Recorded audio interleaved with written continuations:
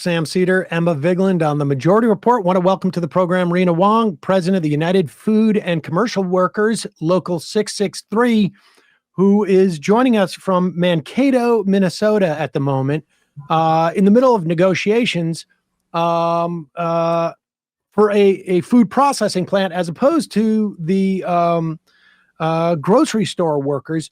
But Reena, give us a sense, Local 663 of the UFCW, who do you represent? So we represent essential workers in Minnesota. These are your grocery store workers, your meat packing workers, healthcare workers who kept us all fed and cared for throughout the pandemic. And so how many members do you have? We represent 17,000 members in Minnesota, so in the metro and throughout greater Minnesota. So give us the backstory on what's happening with the grocery store workers. I guess, I mean, even pre the Christmas walkout. Sure. So, we have had a year of escalations to strikes at our local and in Minnesota because, these are essential grocery. They were the ones who took care of us. And so when we came to the table for negotiations at the beginning of the year in 2023, the employers were really making proposals that were disrespectful of that work and that sacrifice day after day that our members showed up for. And so, it's been really a year of transformation and changing what people, specifically the employers, believe is the right way to treat our members and workers who work in retail.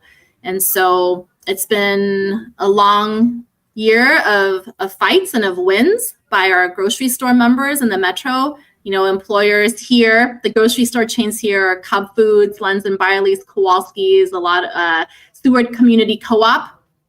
Every 6 to 8 weeks, basically, we were running from zero to almost strike in order for those employers to truly recognize the importance of our members. And so wait, who went on strike during the Christmas holidays or the run-up? So over the Christmas holidays, the members in the Brainerd Lakes area went out on an unfair labor practices strike. They were at 4 days, right up until Christmas, to really protest against the employer's illegal practices around retaliating, intimidating, surveilling workers as they were really participating in protected concerted activity around their contract. And so when they start doing that, like at one point, I guess they snuck into a WhatsApp group where the workers were talking about some of the issues that they were having at work. Do you file a grievance with the National Labor Relations Board? Yes, we filed charges with the National Labor Relations Board. And then workers took a vote about whether or not they wanted to strike over those unfair labor practices. And where are we now with those workers? So that labor dispute has still not been resolved. Workers have been working without a contract since December 3rd. We are going to be meeting with the employer again here in February, but the proposals from the employer are still not acceptable, right? Cost of living, inflation. I think everybody knows what has been going on, not just in Minnesota, but across the country. And for employers to say, this is the best we've ever done. Sure. But the best we ever done after years of COVID, the best we've ever done after the inflation and the cost of living and the cost of food has gone up so significantly. Workers need to be getting closer to a livable wage. And that is what workers are fighting for. And the last proposal that came in, I guess about 2 weeks ago now, was rejected.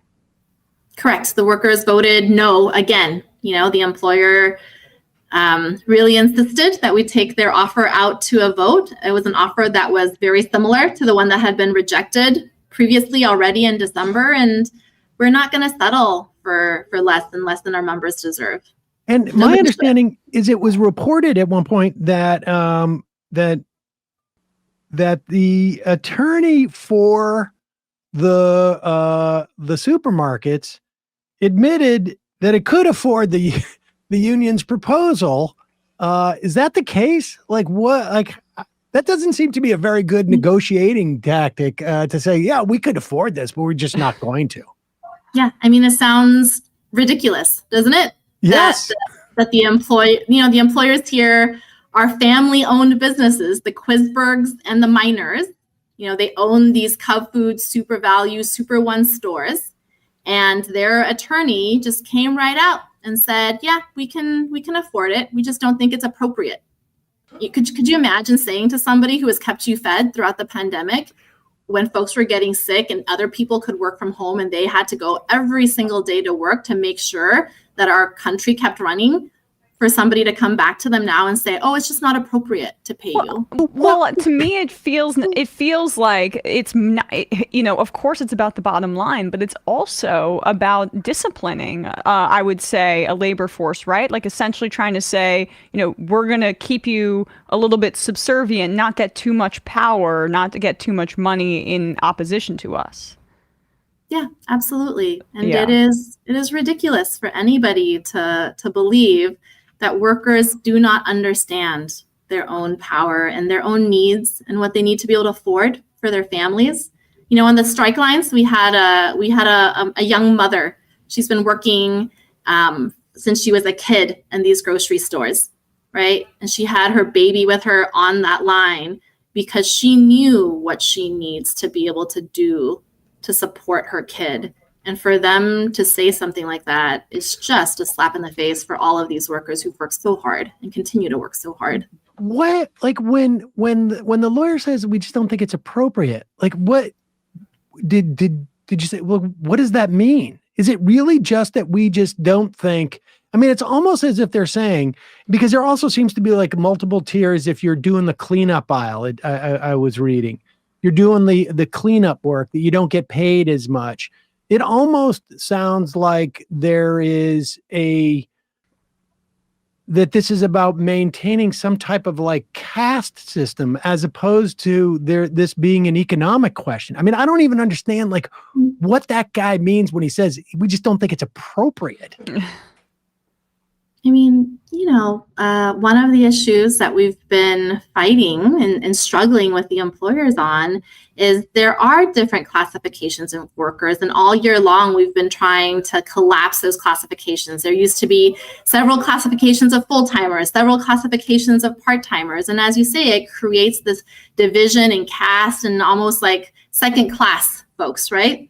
That doesn't benefit anybody, because everybody works in the store. They work as a team. They make sure that people can get their groceries, and to say that the folks who are considered the courtesy or custodial, the folks who are bagging groceries outside, moving the carts back inside from the parking lot, those are the actual people who work in those jobs are some of the most vulnerable adults. And to say that those folks only deserve 50 cents is, I don't know how folks sleep at night thinking that in 2024, you could afford to live on 50 cents more.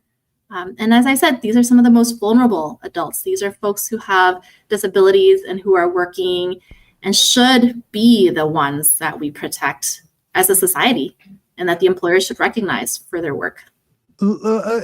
Give us a little bit of background as to what's happened with the union, because from what I've read, your union has sort of undergone a little bit of like internal change of disposition in the way that we've seen other unions. The UAW, Shawn Fain was part of a reform movement, and certainly sort of like more aggressive. We've seen this across a lot of unions across the country over the past couple of years in particular, but even starting like, in the middle of the decade with the teachers unions, where there has been just a willingness or a greater recognition of worker power and a more sort of a greater willingness to exercise it.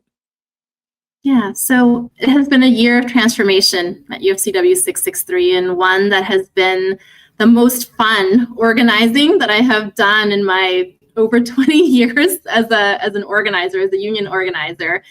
And it is, as a union, it is the role of labor to make sure that workers have agency in their lives, right? To have choice and control over their own destinies. And as a union, that is what we are creating together with all of the members here, that workers need to be able to decide how they're going to live their lives. And because they have that, that ability to decide how they want to live their lives, that they also then choose to exercise their power, to demand, not to beg, because they've done the work, but to demand to be respected for that work. And so it has been this incredible year with our members of coming into that, right? Of acknowledging that we want that choice and control in our own destinies, and then seizing that power and working together from a place of, I know how it sounds, but of love, right? Our members love each other. That is what you see every day in the stores and these negotiations, that they're here for each other. Well, tell us a little bit about the mechanics, because we have a lot of union folk who listen to the program, and people call in. They're part of like a reform movement within the context of a union, or they want to organize in their workplace. I'm curious as to sort of like some of the mechanics that took place over that transformation, and what were, COVID obviously a big part of I think like this greater awareness about the relationship between workers and management, and the sort of the exploitation that's going on and the taking for granted, et cetera, et cetera. But were there other factors that also played a part in this, in the mechanics that changed the disposition of the union? We provided tools for our members to be powerful, right? A union is really just a collection of workers who are standing up together. And, for a really long time, the leadership of the union was not, here in Minnesota at least, was not ready for that.